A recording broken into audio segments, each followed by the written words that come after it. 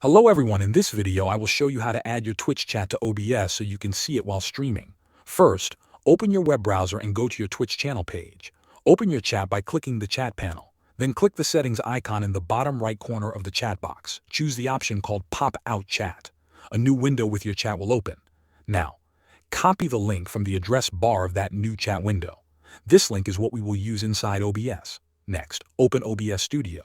In the Sources panel, click the plus button to add a new source. Select Browser Source. Give it a name like Twitch Chat and click OK. In the Properties window that appears, paste the link you copied earlier into the URL box. You can set the width and height here. A common size is 400 by 600 pixels, but you can adjust it based on your layout. When you are happy with the settings, click OK. Your Twitch chat will now appear as a window in OBS.